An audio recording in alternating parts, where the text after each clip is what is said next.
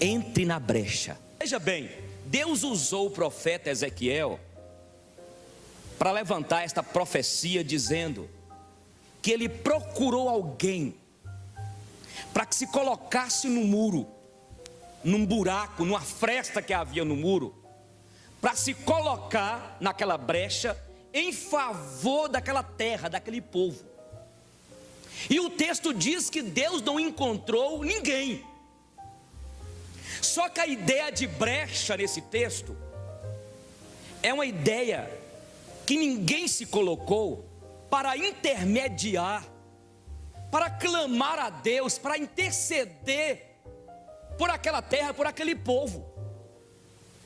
Era costume as cidades grandes usarem as muralhas para se proteger de impérios, de exércitos, dos inimigos. Jerusalém tinha uma muralha que até então eles achavam que aquela muralha era inexpugnável, ninguém conseguia derrubar aquela muralha. Ninguém conseguiria derrubar aquela muralha. Então, quando Deus usa essa palavra brecha, todo o povo compreendeu o que Deus estava querendo dizer. Porque quando o inimigo queria entrar e tomar aquela cidade, que estava cercada por uma grande muralha, eles então montavam toda uma estrutura bélica, armas poderosas, para poder lançar algo de pesado para derrubar, ou pelo menos abrir um buraco na muralha. O povo entendia isso. Só que também havia uma estratégia de batalha, que quando aproximava um exército poderoso, e que estava ali o povo por dentro daquelas muralhas, naquela cidade, já existia uma tropa, eu diria uma tropa especial, uma tropa de elite. Quando eles lançavam, quem sabe, com uma arma poderosa, e abria um buraco na muralha, já existia aquela tropa que ficava por dentro e saía por fora, para não deixar que uma outra tropa também especial vinha, entrava por aquela fresta, por aquela brecha, e tomasse a cidade. Quando Deus falou isso, é uma linguagem de guerra, é uma linguagem que o povo entendia, principalmente o povo de Deus, que sempre estava em batalha. Então, quando Deus falou assim: olha, eu procurei alguém para se colocar no buraco, na brecha, em favor do meu povo, para que eu não destruísse a terra e não derramasse juízo sobre essa terra, não apareceu ninguém. Aí eu tive de derramar juízo, e Deus derramou. Você que é calvinista, que vai estar me ouvindo e assistindo, talvez isso pode causar aí uma grande interrogação, bem grande na sua mente, o que eu vou falar aqui. Deus tem vontades que não se realizam. Baseado nesse texto e muitos outros textos, eu diria dezenas de textos.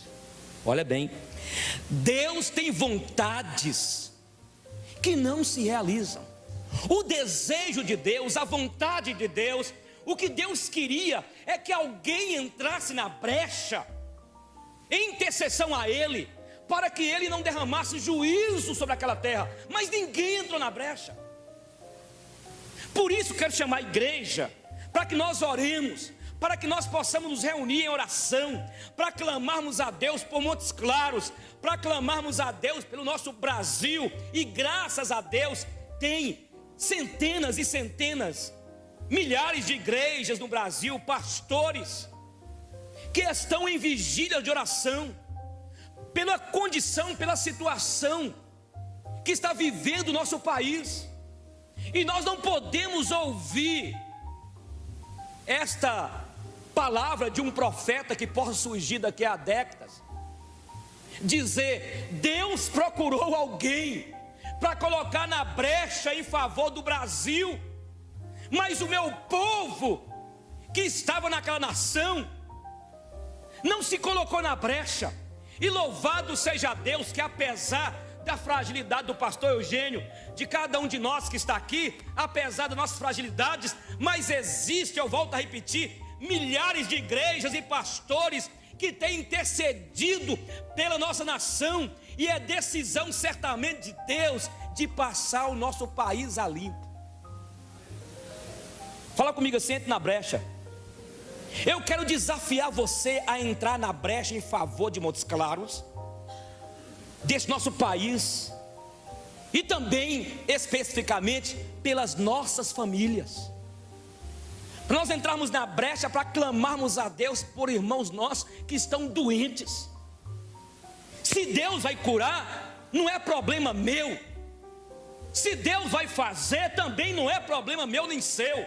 O que compete a mim e a você é orarmos, é clamarmos a Deus, nós nos colocarmos na brecha em favor dos nossos irmãos, em favor da igreja, das nossas famílias. Eu vou repetir: Deus tem querido realizar coisas maravilhosas nas nossas vidas, nas nossas famílias, nesta igreja, nesse país, e não tem feito, porque está faltando pessoas para se colocarem na brecha, em clamor a Ele, em intercessão, e se nós fizermos, Deus vai agir. Eu quero utilizar nessa noite um pastor, o John Piper, calvinista, quando ele fala o seguinte: Deus não faria aquilo que Ele tem para fazer se não houver intercessão. Entende? Como que fica, pastor Eugênio, a soberania de Deus? Deus é soberano ou não é? Deus é soberano. Aí eu quero utilizar o quadro que ele coloca. Ele fala de um martelo, de um prego e de uma tábua.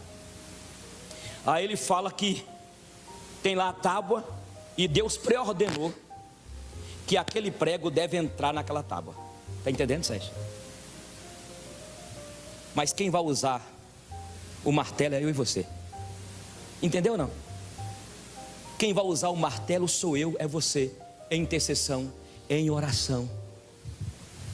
É isso. Tem coisas que Deus vai fazer, Ele já pré-ordenou, mas na pré-ordenação dEle, antes de todas as coisas vierem a existir, já estava incluso lá a minha oração, a sua oração, a intercessão da igreja, a intercessão do sacerdote universal que é Jesus, do Espírito Santo de Deus, que intercede por nós com gemidos o quê? Inexprimíveis. Então, meus queridos irmãos e irmãs, eu quero desafiar vocês para que nós entremos na brecha da intercessão. Quando o profeta Ezequiel falou isso, o povo entendeu. A Bíblia diz, Deus chamou Abraão e diz que Abraão era seu amigo, e fala assim: eu segredarei ao meu amigo Abraão o que farei com Sodoma e Gomorra. Olha para vocês verem. E Deus então vai e compartilha com Abraão o que ele iria fazer com Sodoma e Gomorra. Ele ia mandar juízo sobre Sodoma e Gomorra por causa da depravação, do pecado que tinha crescido. Quando Abraão ouviu isso, Abraão lembrou de quem? De Ló ou Ló? Lembrou de Ló. Abraão chegou para Deus e disse: não, Senhor, se tiver lá 50 justos, o Senhor não destrói por amor aos 50 justos? E Deus falou assim: não destruirei por amor aos 50 justos. Aí Abraão falou assim: e não vai ter 50 não. Deus, mas por favor, permita falar com o Senhor, se tiver 40 justos, o Senhor não destruiria por amor aos 40? E Deus falou assim: fica tranquilo, não vou destruir por amor aos 40.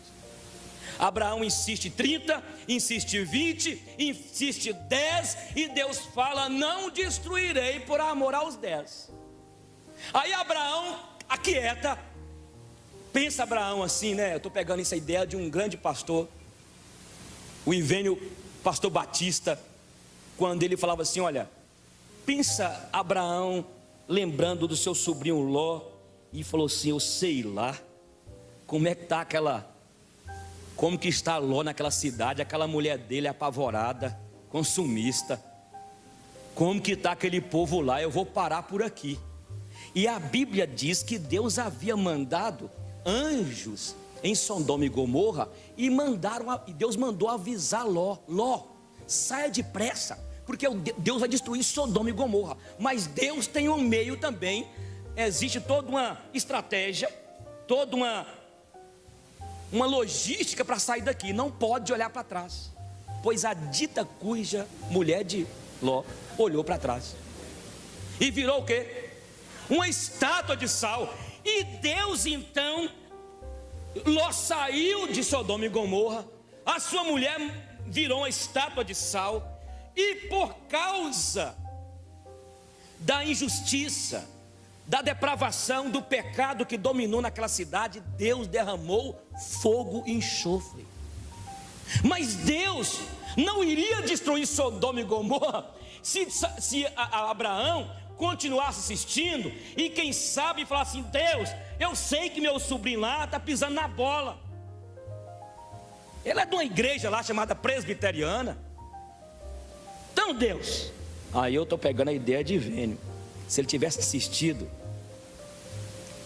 e a gente sabe quem é aquela pessoa que a gente convive, sabe ou não sabe? Gente sabe a raça.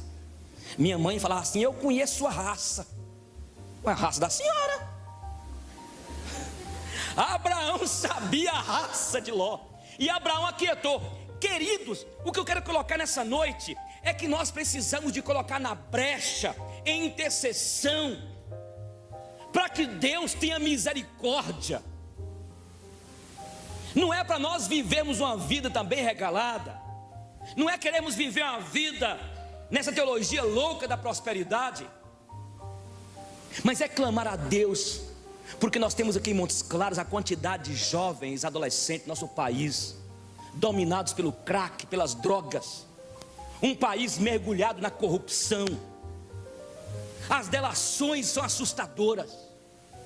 Essa semana alguém disse, no Senado, acaba de soltar uma bomba atômica aqui entre nós. Achei engraçado, vocês estão vivos? Quando nós vimos aí esse dono da JBS fazendo essas declarações, nós ficamos de cá, e o que nós precisamos de fazer é entregar nas mãos daquele que tem o controle de tudo. É Deus que tem o controle de todas as coisas. E eu disse hoje cedo aqui que oração, aí eu estou pegando a ideia de John Piper, orar é uma obrigação. Fala comigo aí. E ele mostra como. Nós temos aqui alguns irmãos do bombeiro. Quando um mergulhador do bombeiro vai tirar uma pessoa que morreu numa lagoa, no rio fundo, ele precisa de colocar aquela estrutura de oxigênio para ele mergulhar nas profundezas, senão ele morre afogado. Assim como um mergulhador precisa daquele aparelho para respirar e mergulhar nas águas profundas, nós precisamos de oração. Assim como o urso precisa do mel para a sobrevivência, assim como o beija-flor, assim como as borboletas precisam das flores na primavera, a abelha precisa de uma flor para tirar lá o néctar, para levar para a colmeia. Assim também precisamos de oração. Assim como precisamos, as plantas, nós precisamos do oxigênio para respirarmos, nós precisamos, a nossa alma, o oxigênio, a oração é o oxigênio da nossa alma. Se queremos viver uma vida na intimidade com Deus, debaixo da vontade de Deus, uma vida vitoriosa, nós precisamos da oração. Então, queridos, por isso que orar porque quando nós que somos espirituais não oramos, nós passamos a viver na plataforma da carnalidade, e da carne nós já viemos de lá, e nós precisamos de andar em espírito, porque nós somos novas criaturas, e Deus nos deu essa bênção de ter intimidade com Ele.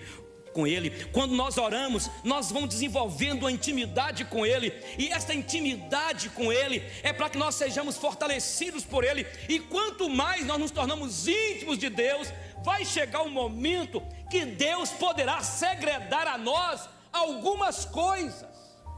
Aí eu falei, gostei dessa. Quando você abrir o seu carro, você ora a Deus rapidinho, 10 segundinhos, oh Deus, me abençoe nessa, indo para a rua agora, entrou.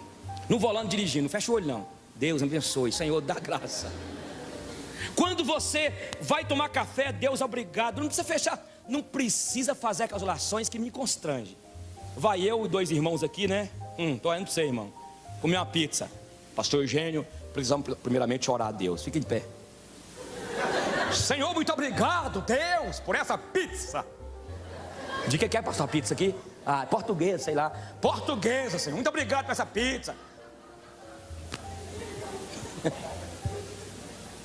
Tudo bem, vou te respeitar, viu, guruzinho? Mas é você, aí John Piper ensina, orar sem cessar, assim, é o tempo todo você falando com Ele. Você está dirigindo, muito obrigado Deus por esse dia, Senhor, muito obrigado, oh Deus, que mulher ali bonita, Senhor, oh Deus, abençoa ela, glória a Jesus. Gostou, Gi? Essa Gi é terrível, né? Não tendes, porque o quê? Não pedis. Irmão, eu gostaria de colocar isso muito prático aqui, querido. O que você está pedindo a Deus? O que você deseja tanto, até difícil? Você que é jovem, aquele concurso, aquele vestibular que você vai fazer, nós vamos orar aqui hoje. Ora pelos teus filhos. Peça ao Senhor, Deus, abre uma porta para o meu filho naquele lugar, abre uma porta para minha filha. Deus responde às orações. É clamar ao Senhor, é colocar, irmãos. Deus nos deu, eu diria, esta arma para que oremos. Oremos para pedir a Ele o quê? Irmão, nós temos de confiar no Deus que é dono de tudo. Nós temos de confiar no Deus que tem o controle de todas as coisas. Peça, pedir e dá-se-vos-á, buscai e achareis, batei e abri